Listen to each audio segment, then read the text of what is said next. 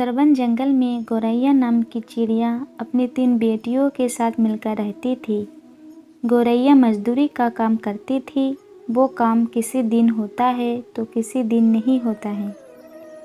गौरैया को जिस दिन काम मिलता था उस दिन वो अपने तीनों बेटियों को खाना खिला पाती थी, और जिस दिन काम नहीं मिलता था वो दिन नरक से कम नहीं होता था। गौरैया के 2 छोटी बेटियां भूख को बिल्कुल भी बर्दाश्त नहीं कर पाती थी, और बड़ी बेटी वो भी 10 साल के होने के बावजूद भी उसकी माँ को तकलीफ़ ना हो वो कभी कभी झूठ बोलती थी।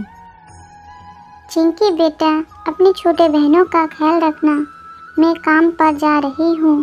ठीक है माँ, उम्मीद करती हूँ कि आज आपको काम मिल जाएगा। 2 दिन से भूखे हैं सब। गौरैया उदास होकर काम ढूंढने के लिए जाती है।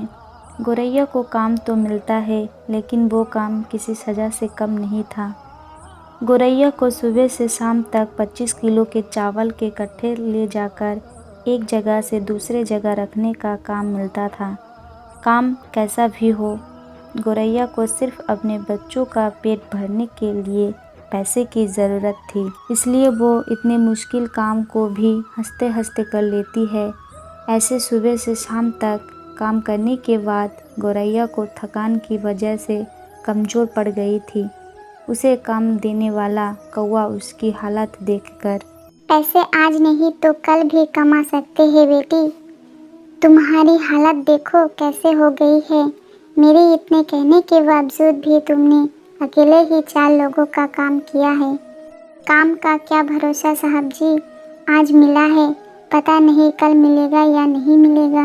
मुझे अपने छोटे छोटे 3 बेटियों का पेट भरना होता है।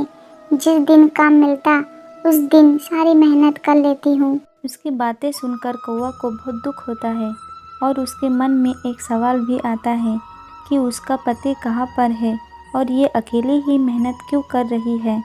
तब गौरैया चिड़िया उस आदमी से, आपने पिछले साल ट्रेन से टकराई हुई स्कूल बस के बारे में तो सुना ही होगा ना।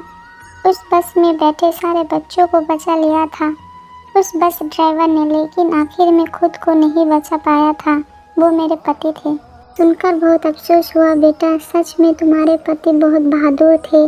सरकार की तरफ से या स्कूल की तरफ से कुछ तो मिला होगा तुम्हें।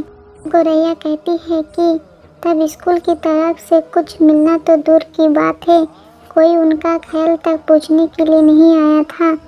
गौरैया ये बात कहते हुए कि उसके बच्चे भूखे हैं अपनी कमाई के पैसे लेते हुए वहाँ से चली जाती है। जाते जाते रास्ते से अपने बच्चों के लिए खाना खरीद कर ले जाती है। घर पहुंचकर देखा तो गौरैया की छोटी बेटी की तबीयत काफ़ी ख़राब थी।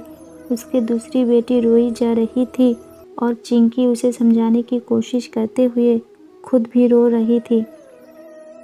वो देखकर गौरैया काफ़ी घबरा जाती है और उसे अपने गोद में उठाकर देख रही थी।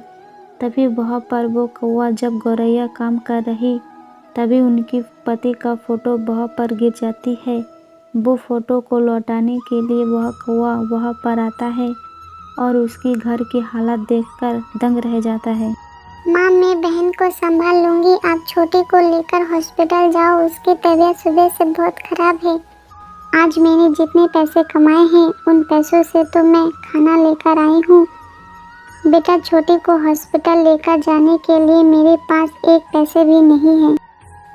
वो कौवा उनकी बातें और सुन नहीं पाता और गौरैया को आवाज़ देता है, बेटी गौरैया, मुझे माफ़ कर दो। आप यहाँ क्या कर रहे हो साहब जी, और मुझसे माफ़ी क्यों मांग रहे हो? तब वो कौवा कहता है कि गौरैया का पति जिस स्कूल का बस चलाता था उस स्कूल का मालिक वही है। बस खराब होने पर भी उसे ठीक नहीं कराया था, इसलिए उस कौवा ने स्कूल ही बंद करा दिया था। लेकिन वो ये नहीं जानता था कि उस बस ड्राइवर का परिवार इतनी मुसीबतों में दिन गुजर रहा है। मैं इसीलिए तुमसे माफ़ी मांग रहा था। मैंने उस हादसे के बाद स्कूल बंद करके एक हॉस्पिटल खोला है। वहाँ पर तुम्हें और तुम्हारे परिवार को लाइफ टाइम की इलाज मिलेगा और हर महीने अपने ईमानदार पति के बहादुरी की वजह से हर महीने 20,000 पेंशन मिलेगा। ये कहते हुए वो कौवा गौरैया से एक बार और माफ़ी मांगता है और उसके इलाज के लिए डॉक्टर को ही घर भेजता है। उस दिन के बाद से गौरैया अपने बच्चों को एक दिन भी भूखा नहीं रखती है।